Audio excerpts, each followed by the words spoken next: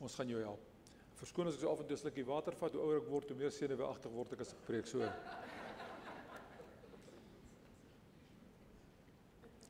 Nou broers en susters, ek wil vanmôre en vanaand oor 'n onderwerp praat wat ek nie baie oor gepraat word nie.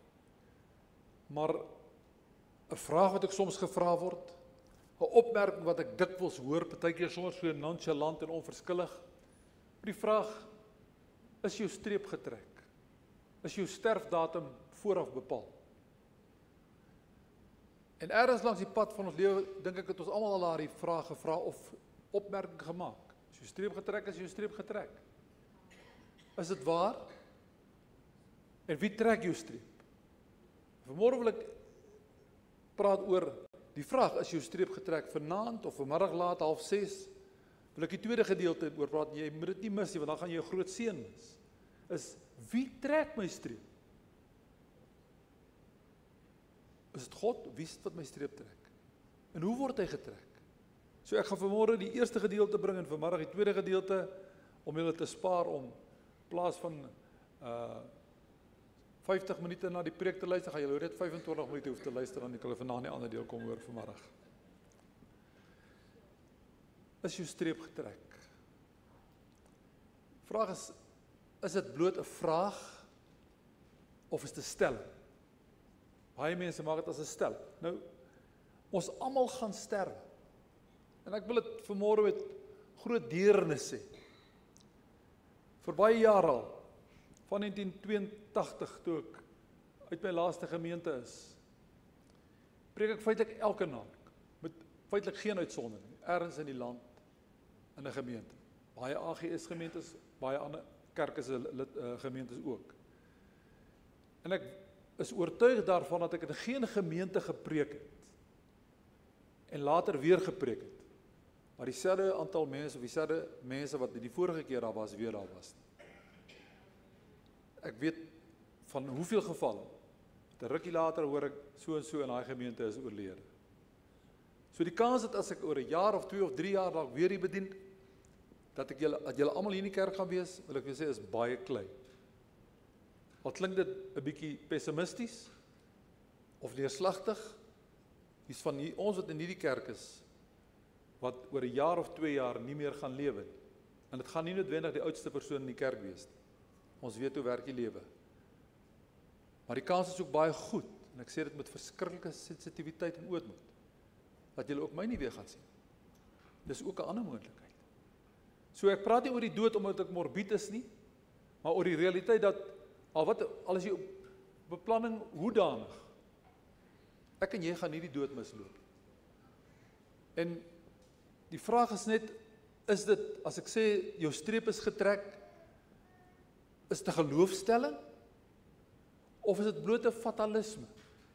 Well, whatever will be, will be.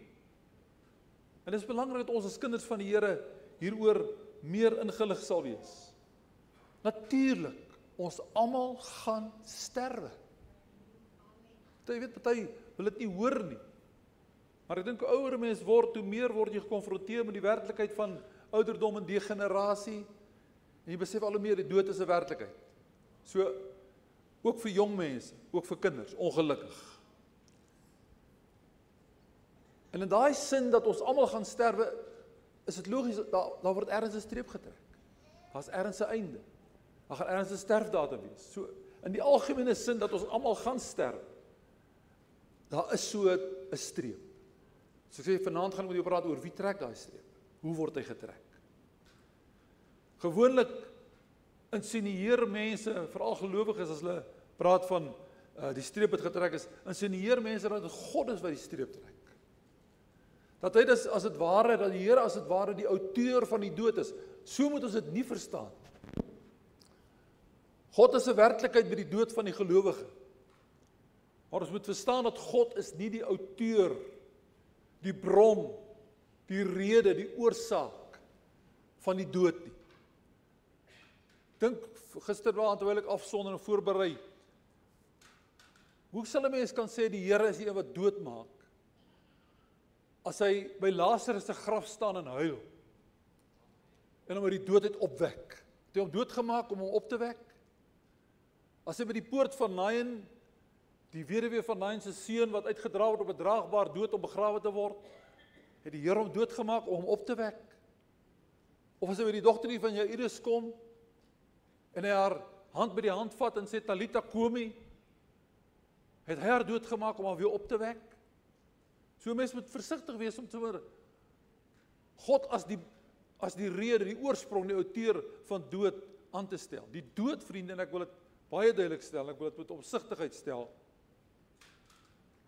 Die dood is 'n misterie. En wat ek vandag met jou praat, of wat ek geskryf het in hierdie boek oor 5 voor en na die dood, wil ek dit eerlik sê, ek sê dit en ek skryf dit en ek praat met julle vanmôre onder korreksie. Bedoelende, die dood, trouens die lewe self, maar die dood spesifiek, is so 'n gehul en misterie. Ek raak bang as mense sommer sulke maklike, goedkoop uitsprake maak oor die dood, en rede vir dit en die rede vir dat. Die lewe is baie kompleks, en die dood is gehul en misterie. En ek mag vanmôre dinge sê wat jy voel jy het goeie rede om van my te verskil. Moenie dink ek praat vanmôre in absolute terme, dat ek, elke ding wat ek sê is 100% reg, en ek het 'n verklaring vir elke persoon wat doodgaan, ek het nie. Niemand het nie. So dis wat ek sê, ek praat met ootmoed, praat met versigtigheid, en hoe ouer ek word, hoe meer sensitief raak ek op, as ek praat oor die dood, en al hoe meer word ek daarmee gekonfronteer, want as jy ouer word, is dit logies, jy beweeg al hoe meer in 'n kring van mense wat op pad is, uit. Net donderdagoggend toe bel 'n vriend my, en sê hy het vanoggend by van die onkoloog afgekom, en die onkoloog het hom gesê, hy het aggressiewe bloedkanker, hy het enkele maande oor om te lewe. Dis die realiteit, maar dit is 'n misterie. 'n Mens moet besef, God praat eerste, maar God sal uiteindelik ook laaste praat, veral in die lewe van die gelowige. En daarom sê ek, oor die dood praat 'n mens huiwerig. Jy praat versigtig. Maar daar is wel sekere beginsels oor lewe en dood, wat ek dink ek met redelike stelligheid kan maak. En luister maar daarna, dalk maak dit vir jou iets oop. En ek wil 4 of 5 beginsels noem, wat ter sprake is by die lewe en dood. In die eerste plek, God is lewe. 'n Mens vereenselwig God nie met die dood nie, vereenselwig hom met lewe. Hy is die gewer van lewe. Hy is die bron van lewe. Alle lewe behoort aan hom. God is die eienaar van alle lewe. Dis waarom die 6de gebod in Eksodus 20 vers 13 die Here uitdruk sê, jy mag nie doodslaan. Wie 'n lewe neem, vergryp hom aan dit wat aan God behoort. Behalwe natuurlik is daar ook die uitsondering wat die Bybel vir ons gee, uit selfverdediging. As dit nodig is, kan 'n mens iemand doodmaak. As dit werklik nodig is, vir terwyl van jou eie lewe. Daai permissie gee die Bybel jou. En natuurlik ook die swaard mag van die staat. Ek is een van die wat in teenstelling met sommige linkse liberaliste glo ek dat God het aan die regering, selfs in die Nuwe Testament in Romeine 13 die swaard mag gegee. En God het aan hulle die reg gegee aan die regering, die owerheid, om die doodstraf toe te pas. En ek glo dit, jy mag van my verskil, ek sê dit nie as 'n absolute stelling nie.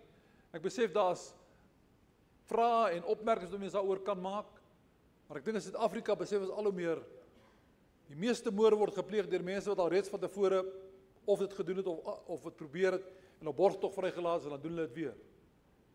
Het gaan nie net oor genade nie, mense vind in die dodesel ook genade. Maar die Here het aan die owerheid daardie swaard mag gegee, maar verder as dit moet ons altyd onthou, lewe is God se besitting. Hy behoort, alle lewe behoort aan die Here. Die dood is so sonde, nie uit God nie. Ek wil dit baie duidelik stel, alhoewel God nie onbetrokke is, wanneer 'n gelowige sterf nie, hy gaan daar wees. Is God, of is die dood nie uit God nie. Ek assosieer nie dood met God nie. As ek dood met God assosieer, het ek 'n verkeerde assosiasie. Luister baie mooi na Romeine 5 vers 12. Skryf Paulus, hy sê, daarom, soos deur een mens die sonde in die wêreld gekom het. En deur die sonde die dood. En so die dood tot alle mense deurgedring het. Daar het jy die duidelike volgorde. Hy sê deur een mens, Adam en Eva saam met hom, het die sonde in die wêreld gekom. Ons weet waar die sonde vandaan kom. Satan is die oorsprong, die bron daarvan. Hy is die instigeerder. Maar deur een mens, nie Jesus nie, maar deur Adam, die eerste Adam, het sonde in die wêreld gekom. En hy sê deur die sonde die dood. Die dood is dus 'n werklikheid omdat daar iets soos sonde is. As Adam en Eva nie gesondig het in die tuin van Eden, sou hulle nie gesterf het. Dit kan ek vir jou met eerlikheid sê. Die dood sou nie daar gewees nie. As daar geen sonde was daar geen dood. Die dood is die gevolg van sonde. Direk of indirek. Beteken nou nie as jy doodgaan dat jy sonde gepleeg nie, maar dit is die uitkoms, die finale uitkoms van sonde direk of indirek, omdat Adam en Eva deur hulle sonde die dood in die wêreld gebring het. Maar die tweede stelling wat ek wil maak oor die dood, is dat die dood is eintlik 'n vyand van God. Of kan ek dit andersom stel? God is 'n vyand van die dood. Ek besef God kan die dood gebruik. In die Bybel is daar talle voorbeelde daarvan. As mense wat dalk hier sit vanmôre, wat tot besinning gekom het, tot inkeer gekom het, tot bekering gekom het, deur die dood van 'n ander persoon. God kan die dood gebruik. Ek sê nie as daar dood is, het God iemand doodgemaak om iemand te red nie. Nee, dis nie wat ek sê nie. God kan selfs sy vyand gebruik. Hy kan selfs dit wat oënskynlik verkeerd is, gebruik om sy doel te bereik. Ek meen dit, kan ek 'n eenvoudige voorbeeld doen. Dit was sonde, dit was verkeerd, dat Dawid met Batsheba omgegaan het, haar man laat vermoor. Dis sonde. Die profeet Nathan het uitkom uitspel teenoor Dawid. Die swaard sal van jou huis nie wyk nie. Daai babatjie is dood. Nie omdat dit sy skuld was nie. Maar uiteindelik die tweede kind van Batsheba was Salomo, wat die koning geword wat Dawid opgevolg het. So God kon ten spyte van sonde, ten spyte van 'n erge sonde, kon God steeds daardeur, hy het nie bewerkstellig nie, maar hy is nie daardeur afgesit. Hy kon daardeur 'n opvolger kry in die saadlyn van die Messias, Salomo. So verstaan dit baie mooi, die dood is 'n vyand van God. Dis 'n vreemde, ongoddelike mag. Ek sê weer, die dood het Jesus laat huil by die graf van Lazarus. En nie uit magteloosheid nie. As ek en jy by 'n begrafnis is, ons huil, is dit baie keer uit wanhoop, uit magteloosheid, ons kan niks doen nie. Jesus het nie gehuil omdat hy niks kon doen nie. Hy het iets kon doen, hy het uit Lazarus uit die dood opgewek. Feit is, Lazarus het weer gesterwe, hy lewe nie nou nog meer op aarde nie, hy het weer gesterwe. So Jesus het nie gehuil uit magteloosheid, maar oor die smart en die verskriklikheid wat die dood meebring, toe hy die vriende en familie van Lazarus sien staan en huil, het hy ook saam met hulle gehuil. En alhoewel God alle mag het, ook oor die dood, is Satan direk of indirek die bron en outeur van dood. Ek het gesê, Jesus, God, is die bron, die outeur van lewe. Satan is die bron of outeur van die dood, direk of indirek. Daar's mense wat sterf direk as gevolg van sondige optrede, goddeloosheid. Daar's baie voorbeelde. Maar indirek is dit die sonde wat ons almal deurtrek het as dit ware van geboorte af, voorgeboorte af. Wat meebring dat uiteindelik die dood 'n werklikheid is. Luister na Johannes 8 vers 44. Daar sê Jesus self. Hy sê Satan was 'n mensemoordenaar van die begin af. Hy was 'n mensemoordenaar van die begin af. Jesus sê dit van Satan. Hy sê ook in Johannes 8 vers 44, liewer Johannes 10 vers 10, die dief kom net om te steel, te slag en te verwoes. Ek het gekom dat julle lewe in oorvloed kan hê.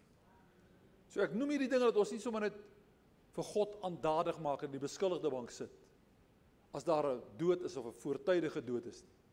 Ten diepste moet die oorsprong van die dood gaan soek word by Satan, sonde en die dood wat tot alle mense deurgedring het, soos die Bybel uitdruklik sê.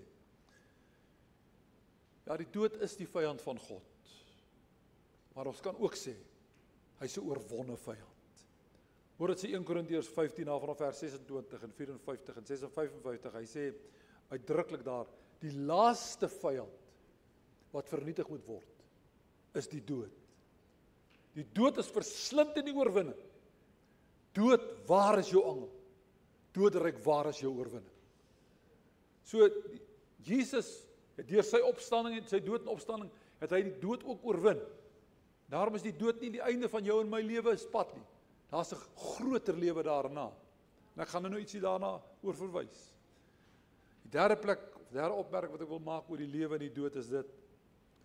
Wie is die sondeval wat niemand van ons vrygespring het nie? Baie mense worstel met die vraag en ek wil dit soms so in die verbygaan ingooi. Maar het 'n kindjie dan is 'n babatjie dan sonde, 'n babatjie sonde, 'n kindjie sonde.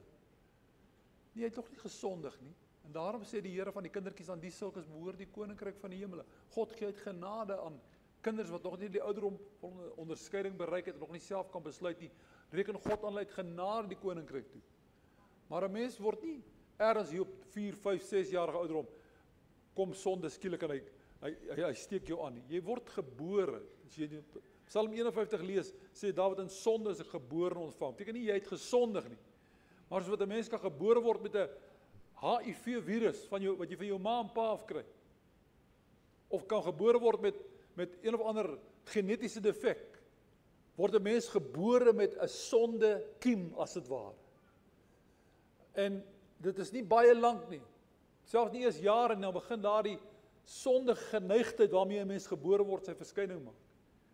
Opstandigheid, kwaad word, rebellie, so klein. Kan jy al sien hier begin iets, jy het mos nie jou kind so geleer nie.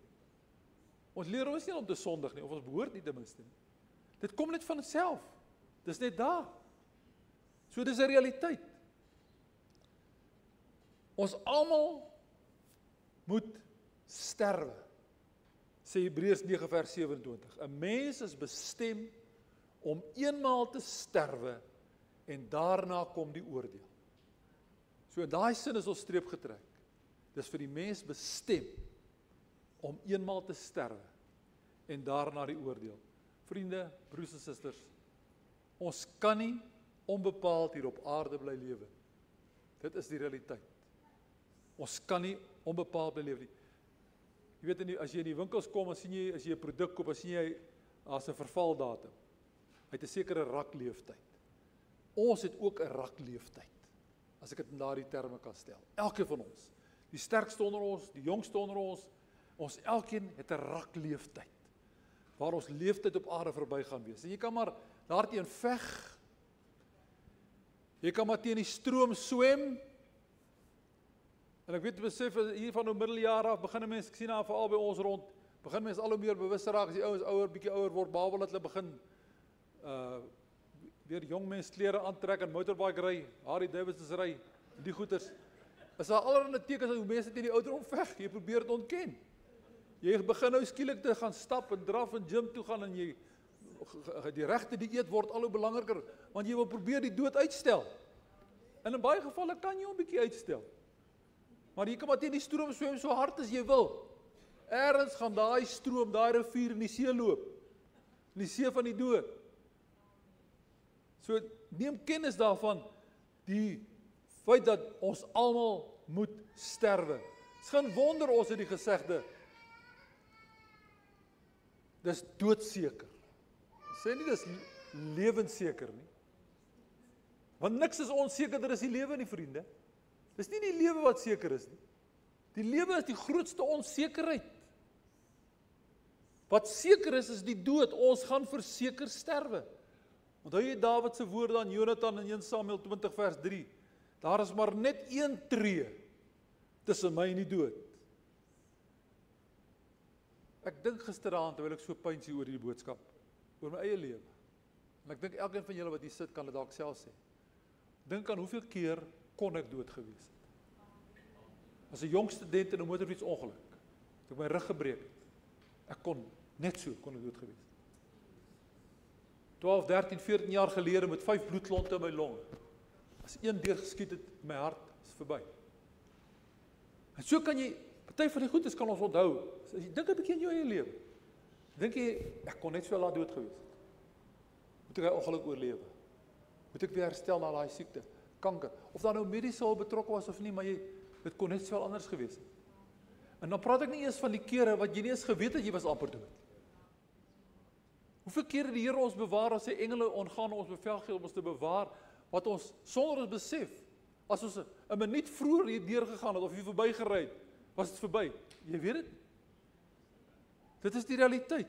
Maar ergens, ten spyte daarvan, is die sekerheid, ons gaan sterf. Charles Spurgeon, dit het al sy naam gehoor, baie bekende prediker van 'n vorige eeu. Hy het hierdie woorde gesê, en dit het my vasgesteek. Hy sê, the moment we start to live, we begin to die. Death is the end of dying, not the end of living. Dink dit mooi hoor. Die oomblik as jy gebore word, selfs die oomblik as jy as 'n konsepsie plaasvind. Weet jy dat 73,000 mense per jaar wat verwek is in 'n vrou se skoot, 73,000 gemiddeld per jaar sien nie eers die lig een keer. Hulle word geaborteer. Dis die realiteit. Van die oomblik dat jy gebore word, is daar die moontlikheid van die dood. Ergens langs die pad, siekte, ongeluk. Ons hoor dit amper elke dag in die media. Die tragiese geval. Groot nuus die afgelope week of 2, die tragiese situasie daar aan die Weskus van die Jocelyn. 6 jaar oud, 7 jaar oud. Dis die realiteit. The moment we start to live, we begin to die. Eintlik is die lewe, en ek verskoon my as dit vir jou morbied klink, maar die lewe is eintlik 'n lang dodemars op pad na die graf toe. Op watter stadium die streep getrek word, dit weet ons nie by voorbaat nie. En dank die Here dat ons dit nie weet. Maar dis die realiteit. Maar hy sê death is the end of dying. Dood is verby as jy gesterf het. Dan begin die eintlike lewe. Death is the end of dying, not the end of living. It's actually the start of real living. Lewe in hoofletters gespel. Vierde feit wat ek wil noem is eintlik 'n vraag. Wanneer is 'n mens oud genoeg om te sterwe? Ek wens ek kon vir elke week 'n papiertjie gee en sê, skryf net vir my neer, hoe oud dink jy is die ideale sterwensouderdom? Hoe oud sou jy graag wil wees as jy sterf? Die Bybel praat van 70, as jy baie sterk is 80. So jy daarna as jy in beseringstyd, en ek besef dat die mediese wetenskap het geweldig gevorder, met al die vordering van die wetenskap, gaan mense nog steeds dood. My moeder, sy is vandag oor 2 weke, sy 100 jaar oud. So sy is lank gespaar, en ek gaan nie vra as sy doodgaan, ek meen, sy het ekstra tyd baie bygekry, maar hoeveel jaar is die ideale ouderdom? Hoeveel jaar is genoeg? Hoe oud is oud genoeg? Weet ek het onlangs met 'n gewese kollega, bekende pastoor in ons kerk, sy vrou gepraat na sy dood. Hy was 78, 79 jaar oud. Sê ek, dis nou hartseer, natuurlik, jy bly oor, jy is nog relatief gesond. Maar hoe oud wil jy gehad hy moes word? Moes hulle saam sterf? Moes hy 'n jaar na jou sterf? Hoe oud is oud genoeg? Wanneer kan 'n mens sê ek het oud genoeg geword? Met 'n mens se sterkste drang is jou lewensdrang. Verstommend hoe 'n mens sal vasbyt en alles jou vermoë sal doen om te bly lewe. Maar by baie mense kom daar 'n punt wat hulle sterwensdrang groter word as hulle lewensdrang. Dit kry jy baie keer by ouer mense, baie keer by mense wat hulle lewenskwaliteit verloor het, wat 'n vernederende lewe lei, wat 'n pyn deurdrenkte lewe lei. Dis al die kwessie van euthanasia, genade deur die laaste tyd weer so sterk in die kollig is. Dit gaan waarskynlik mettertyd goedgekeur word ook in ons land. Ek gee nie nou 'n opinie daaroor nie. Maar dis mense wat by 'n plek kom wat hulle sterwensdrang is groter as hulle lewensdrang. En net terloops, dis een van die sekerste tekens van ernstige depressie. Is wanneer jou sterwensdrang groter word as jou lewensdrang. As jy opstaan of jy kom by 'n plek waar jy sê, Ek sal liewer kies om vir nou te sterwe as om aan te gaan met die lewe. Want jy weet jy het te maak met ernstige depressie. En feitlik 90-95% van mense wat selfdood pleeg, het op 'n plek gekom waar hulle sterwensdrang groter as hulle lewensdrang geword het. Maar oor die algemeen, die meeste van ons sal veg om te bly lewe. Dis jou sterkste drang. Maar die feit van die saak is, daar kom ook 'n einde aan. Al veg jy hard daarteen. Vir my gaan dit eerder in plaas van om te sê, ek wil so word of so oud word. Ou pastoor wat leier van 'n ander kerk was, wat 'n sterk profetiese bediening gehad het, eendag by 'n geleentheid waar ons saam teegedrink het, vir my gesê, ek gaan 85 jaar oud word. Nou weet ek nie hoe ek met mekaar oor voel nie, want ek kom al nader daaraan. Nou weet ek nie, daai dag as ek nou 85 word, daar lê 365 dae oor, wonder watter dag gaan dit wees van hierdie 85ste jaar nie. Maar my droom is nie om 85 of 95 of 100 jaar oud te word. My droom is dat ek my lewenstaak kan vervul. Dis my doel. God het 'n doel en 'n plan met my lewe, met jou lewe. Jy hoef nie 'n bediening te wees of 'n sending te wees nie, maar God het 'n plan met jou lewe. En ergens langs hierdie pad kom mens op 'n plek wat jy besef, ek het my lewensdoel bereik. My lewenstaak is vervul. Hoe lank daarna moet ek nog lewe? As 'n mens gesond is en jy het kwaliteit lewe, wonderlik. Maar hoe lank wil ek nog lewe? Hoe oud is oud genoeg? En vyfdens, die belangrikste gebeurtenis, dis miskien die belangrikste van alles wat ek gesê het, die belangrikste gebeurtenis of keuse in jou lewe, of jy 60 of 80 of 90 jaar oud word, is dat jy 'n keuse sal maak vir Jesus Christus. Dat jy ja sal sê vir God se liefde. Dat jy die Here sal innooi, al verstaan jy nie baie van God en baie van die Bybel nie. Al is jy ongeërg daaroor, ergens langs jou pad, en hoe ouer mens word, hoe meer broos raak jy, hoe meer kwesbaar raak jy, hoe meer bereikbaar raak jy vir die gees van die Here. Dis die belangrikste ding, vriende, al word iemand 100 jaar oud. Al word iemand 100 jaar oud. En hy of sy sterwe sonder dat hulle Jesus aangeneem het as hulle verlosser en hulle redder en hulle Here. Sonder dat hulle vrede gemaak het met God. Was daardie lewe 'n verkwiste lewe, 'n vermorste lewe. Maak nie saak hoe ryk die persoon geword, hoeveel grade hy verwerf het nie. Dis 'n vermorste lewe as jy sterf sonder dat jy met God vrede gemaak het. Die Here steek sy hand uit vanmôre na jou. Miskien sit hier iemand vanmôre. Al is jy in die kerk vanmôre, kan jy nie met sekerheid sê, ek is 'n kind van die Here. Jy weet jou lewe en alles wat jy bereik het, word 'n streep deurgetrek by die dood. Was alles verniet, alles te vergeefs. As jy sonder Jesus sterwe. Dis die hartseer realiteit. Ek wil afsluit deur net hierdie vraag te begin beantwoord. Is ons sterfdatum vooraf bepaal? Nou voordat ons enigstens verder gaan, ook vanaand of vanmiddag later se diens, ek het uitdruklik sê dat daar's 'n misterie, daar's 'n spanning tussen God se alwetendheid, sy voorkennis en sy wil. Wat bedoel ek daarmee? As 'n kindjie op 6-jarige ouderdom doodgaan of doodgemaak word of van 'n ongeluk sterwe, het God dit geweet voor die tyd. Natuurlik. Daar's niks wat sal gebeur in die toekoms wat God nie weet nie, hy's God. Hy het 'n voorafkennis van, soos wat hy weet wat in die verlede gebeur, weet God wat in die toekoms gaan gebeur. En nou kom die vraag by my is onwillekeurig, maar as God dan geweet het daai kindjie gaan sterf, kom het God dit nie verhinder nie? Kom het God dit nie gekeer nie? Dis die vraag waarmee ons dikwels worstel, selfs die diepste gelowiges. Veral as die dood naby aan jou huis en aan jou mense kom. Kon God dit nie keer nie? As hy dan geweet het, as hy almagtig is, hoekom het hy dit gekeer? En daarom moet ek eerlik sê, het ons nie die antwoord. Dis hoe ek sê, daar's 'n spanning tussen God se voorkennis en God se wil. Ek kan met versekerheid sê, dis nie die wil van die Here dat 'n mens, 'n kind van die Here, voortydig, onwaardig, wreed sterf nie. Daar kom 'n dag wat ek in Christus gaan oorstap by die poort van die dood na die ander kant toe. Maar dis nie God se wil dat mense onskuldig moet sterf nie. Maar ek het nie 'n verklaring waarom God dit nie altyd verhinder of verhoed. Daarvoor het ek nie 'n verklaring. Dis hoekom ek sê daar's 'n misterie. En dan kom 'n plek wat jy nie meer verder moet gaan met hierdie argument of hierdie bedenkinge nie. Hoekom het jy dit nie gekeer nie?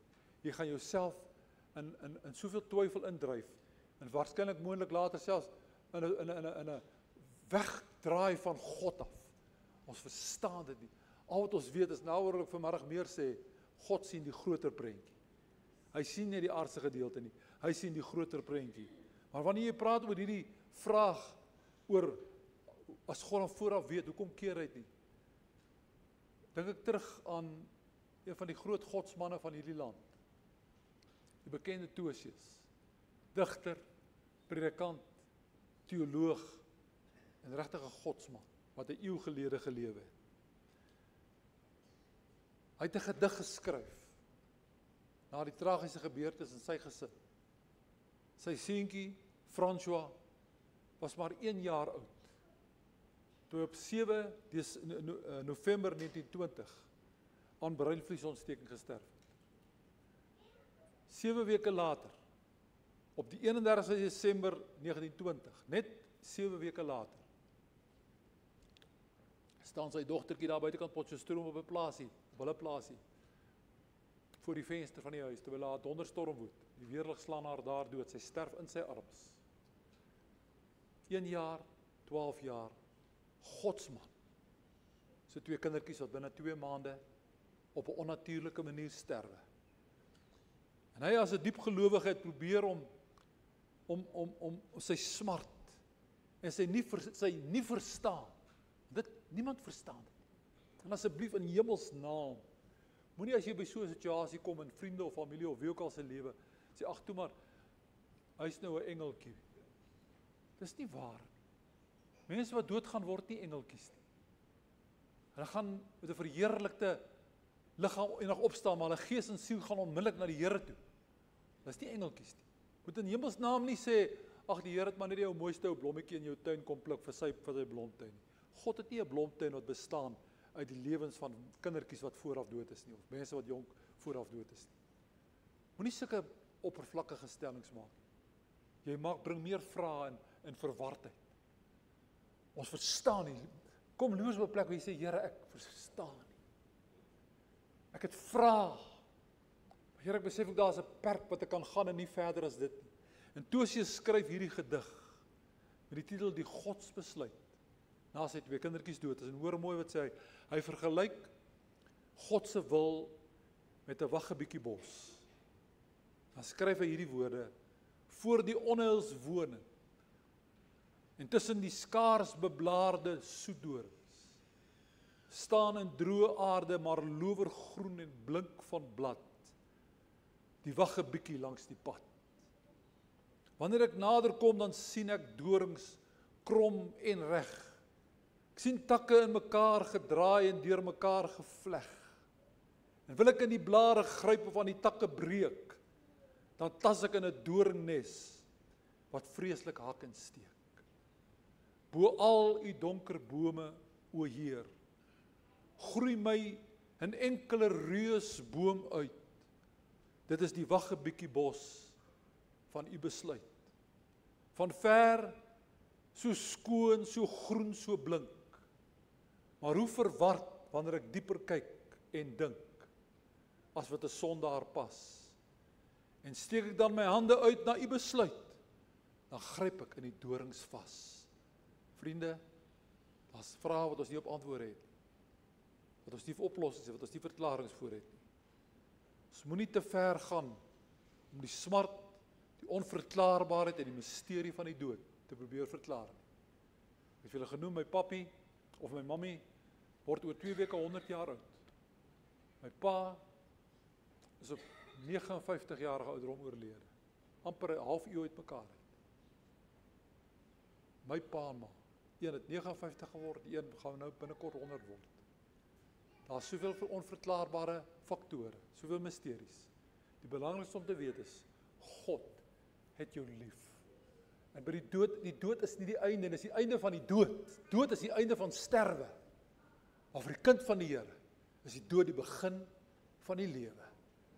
Jonk of oud, as jy hier sit vanmôre, is jy seker, jy is in die arms van die Here. Jy is deel van sy familie. Kom ons buig ons hoofde vir 'n paar oomblikke gebed. Here, ek besef ek het vanmôre struikelend en huiwerig oor hierdie vraag van lewe en dood geprobeer tree. Ons besef dit vanmôre opnuut, ek opnuut, Here. Ergens word 'n streep getrek. Ergens breek ons sterfdatum aan. Party vroeër, party later, party jonger, party ouer. Dis 'n werklikheid. Maar Here, mag ons vanmôre verstaan dat dood is ten diepste nie u wil nie, Here. U wil is lewe. Maar dankie dat u voorsiening gemaak het vir lewe, al sou ons sterwe. Dis waarom u vir Martha en Maria gesê het, as jy in my glo, sal jy lewe, al het jy ook gesterwe. Here, die belangrikste van dit alles wat gesê is die vraag, wanneer die doodskare oor my begin val, as ek die Jordaan betree, is my saak met God reg, dat ek vrede met die Here. Terwyl ons so in gebed verkeer, ek wil vra vir 'n minuut of 2 dat niemand sal rondkyk nie. Vriende, besef dis 'n Sondagoggend erediens. Ek besef dat oor grootte meerderheid van u wat hier sit, is kinders van die Here. Maar dalk is jy vanmôre iemand. Dalk was jy al van tevore, dalk is jy 'n lidmaat, dalk het jy vanmôre die eerste keer gekom. Maar jy weet, en dis nie bang, maar ek maak nie bang met die dood. Ek stel vir jou 'n realiteit, 'n onweerlegbare realiteit. Wil jy by die doodspoort arriveer, sonder dat jy by jou maker uitgekom het? As 'n vreemdeling vir jou skepper? Of wil jy dalk vanmôre sê, Here, vanmôre hier in hierdie kerk, wil ek my lewe aan U gee? Wat het jy om te verloor as jy jou lewe aan die Here gee? Wat het jy te verloor as jy nie jou lewe aan die Here gee nie?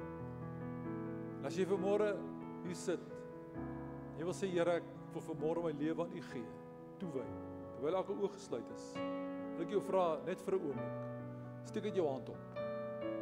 As jy wil sê, Here, ek wil my lewe aan U gee, dan gaan 'n hele aantal hande op. Dis 'n sigbare geloofsbelydenis. Dis 'n gebaar wat vir die hemel saak maak. God weet in elk geval wat in jou hart aangaan, maar as deur my hand op te steek, sê ek, Here, hierdie mens het U nodig. Hierdie mens het U nodig. Ek wil seker maak, Here, dat ek by as my streep aan wel getrek word, dat ek vrede het met God en kan begin om waarlik te lewe, die ewige lewe. En ek gaan nou 'n gebed doen vir jou wat die hand opgesteek het. Net daar waar jy sit. En ek wil vra terwyl ek bid, sal jy as 'n individu net jou hart oopmaak vir die Here en sê, Here, hier is ek. Gee jou oor aan die Here. Bid in jou hart saam met my. Dank God op hierdie oomblikke. Juig die hemel. Want as jy doen wat jy gesê het en voorgenem het om te doen, gaan die hemel armer wees, ryker wees en die hel gaan armer wees. Vader, ek wil nou kom na U toe. U die bron van lewe. U die een wat na sonde en na 'n leeftyd van gebrokenheid U kinders in die arm sal ontvang om vir altyd by U te wees. Dis wat ons hemel noem. Dankie daar hoop is vir die wat in Jesus glo. Groot hoop, onfeilbare hoop. Dat die wat vir Jesus gesê het, ja, nie verlore sal gaan, maar die ewige lewe sal hê. En nou bid ek in besonder vir elkeen wat vanmôre 'n hand opgesteek het. Daardie te wil sê, o Here, ek wil seker maak, die dag as my streep getrek word, hoe en deur wie ook al, wil ek seker wees, ek gaan nie in 'n donker, betekenislose afgrond instort, in 'n toestand van nie bestaan. Ek wil seker wees, as my streep getrek word, dat ek in die arms van my Skepper sal wees, in die huis van my Vader, waar daar baie wonings is, wat Jesus gegaan het om vir ons voor te berei. Here, daarom ek het my hart uitbid, dat ek besef, hier is van die dierbare mense wat hier sit vanmôre, wat my waarskynlik vanmôre vir die laaste keer in hulle lewe sal sien, of hoor.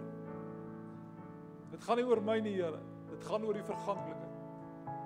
En ek wil nou bid, Here, terwyl hulle na U toe kom en sê, Here, ek gee my lewe aan U. Ek Ek maak my hart, my geestelike hartsdeur vir U oop. Ek bely my swakheid, my gebrokenheid, my sonde, my skuld voor U.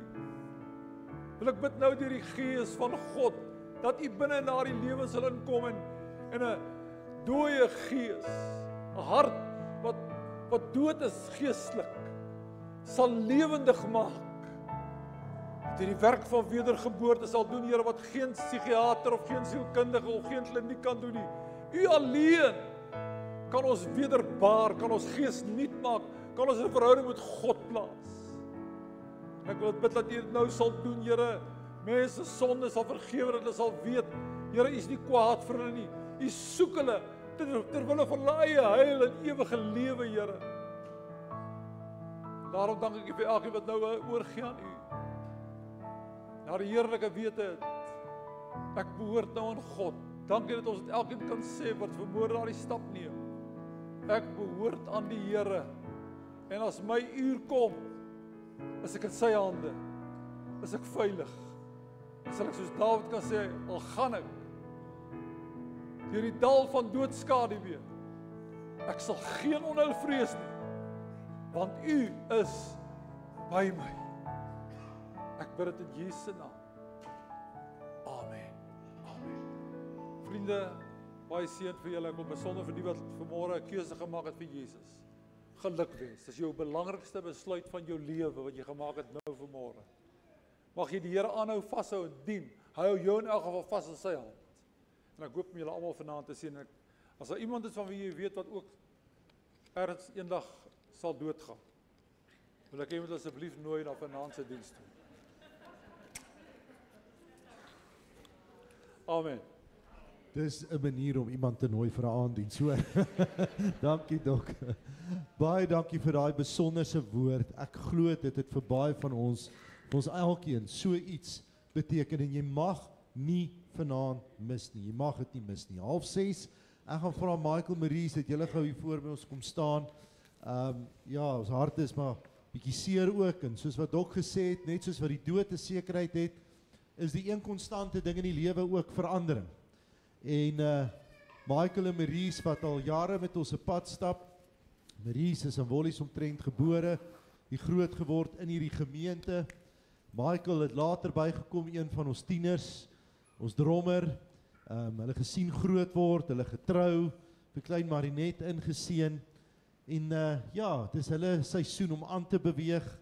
Hulle het huis gekry in Klerksdorp en hulle het al reeds verhuis, eintlik vandag hulle laaste Sondag hier by ons. In ons harte is seer, Michael en Maurice, dat julle ons verlaat. Maar ons weet, daar's 'n lied wat sê, God be with you till we meet again.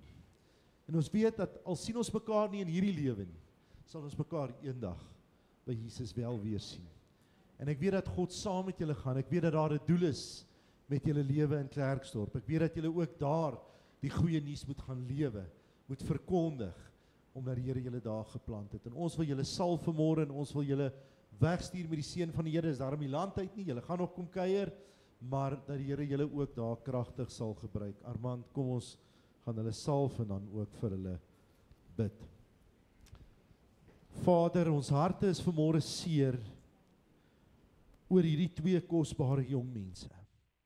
Saam met klein Marinet, pragtige klein prinsesie. Here, ons het hulle sien groot word voor ons. Ons is vir hulle lief, dis familie. Maar Here, ons gun hulle ook hierdie nuwe seisoen waarin hulle beweeg. Here, ek wil hulle vanmôre wegstuur in die seën van die Here. Ek dank U dat Deuteronomium 28 sê, geseënd Michael en Maurice, Marinet, sal julle wees in julle huis. Geseënd sal julle wees in die stad waarin julle woon. Geseënd sal wees die arbeid van julle hande werk, omdat julle die woord van die Here altyd eerste in julle lewe stel. Dankie Here dat U voor hulle uitbeweeg. Ek dank U dat ons hulle vanmôre kan toemaak en toevou onder die kosbare beskermende bloed van Jesus Christus. Dankie Here dat hulle die goeie nuus ook gaan leef en verkondig in Klerksdorp en Michael wat daar in Amerika werk, ook daar waar hy gaan, Here. Dankie dat U hulle beskerm as 'n gesin, Vader. En dat U droom, U plan ook in hulle lewe tot vervulling sal kom. En ons eer U daarvoor in Jesus wonderlike naam. Amen. Ons gaan julle baie mis. Michael, jou agter die dromme gaan ons ook baie mis. Maar ons weet die Here het vir julle mooi planne en groot planne ook waar julle gaan. Amen. Ons gaan afsluit met 'n slotsang. As ons klaar gesing het, Reinier, sal jy, weet nie, ek sien jou nie, maar jy is iewers, daar as jy vir ons net die diens kom afsluit. As ons klaar gesing het, ons sien jou vanaand, 6:30, 17:30, nooi iemand saam. Jy het reeds vanmôre gehoor, dit gaan regtig 'n besonderse diens wees en ons kyk uit om julle ook te sien. Mag jy 'n geseënde middag hê. Kom ons staan op en ons gaan saam sing.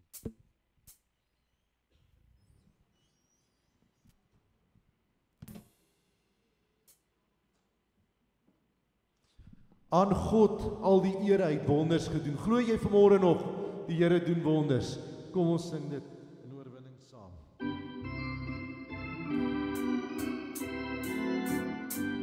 Aan God al die eer, hy het wonders gedoen. In liefde gee hy ons sy enigste seun.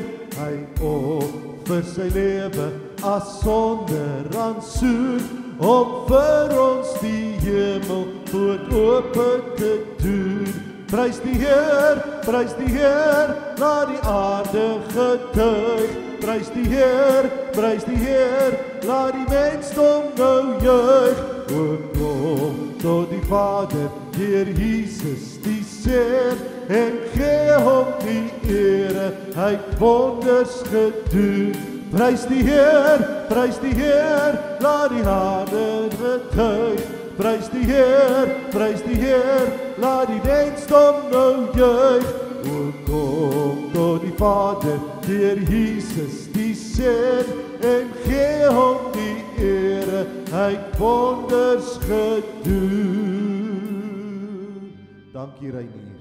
Kom ons staan net so en dan sluit ons die oë en dan kan ons saam bid daar op die skerm. Kom ons sluit net die oë. Baie dankie liewe Heer, dat ons vandag weer eens, soos Wouter en Dok Isak tereg gesê het, en hierdie die voorreg het om in die huis te wees, as 'n gemeenskap van Christene. En Here, die mense wat vandag ook nie hier kan wees nie, om welke rede, oor dat mede-Christene met hulle lelik is, of laat hulle bang is, of enige bedenking het oor die kerk, Here, nooi hulle, help hulle, deur U Gees, wil U herlewing, nie net in ons kerk, nie net in ons dorp, maar in elke kerk, in hierdie hele land, in hierdie wêreld. Ons weet nie altyd, wat is die antwoorde nie, maar Here, ons hoef nie, want dankie tog, U is daar om vir ons die antwoorde te gee. Ons is so klein, en ons kan dit nie in ons breine, ons weet nie eens hoekom kan iemand soos U vir ons sterf nie, maar dankie Vader, dat U aan 'n kruis vir ons sondes gesterf het, want ons is mens. Ons sondig teenoor mekaar, teenoor ons familie, ons geliefdes. En nou hoor ons by Dok Isak vanmôre, daar's net een ding wat seker is, en dit is die dood. Maar Here, ons gaan nie ons breine daaroor breek, en ons weet U die antwoord. En laat ons tyd op aarde maak dat ons geliefdes kan dien, ons medemens, en laat ons U kan uitdra, Here, want dit is op die einde van die dag al wat tel. Ons loof U almagtige God, en Here, seën elke persoon in hierdie kerk, want ons moet die mense langs ons, is ook siek, en het ook emosionele probleme, en is regtig partykeer net af, Here, maar U kan ons red en ons help. Ons loof U almagtige God in die hemelvaarde. Amen. Baie dankie dat jy ingeskakel het op ons regstreekse uitsending. Indien jy enige vrae of gebedsversoeke het, is jy welkom om die volgende nommers op hierdie skerm te kontak. Ons wil jou graag bedien in hierdie tyd na die beste van ons vermoë. Jy is ook welkom om te saai in hierdie bediening op die volgende maniere, deur middel van SnapScan of EFT. Ons waardeer elke bydrae en spreek die Here se rykste seën uit oor jou en jou gesin.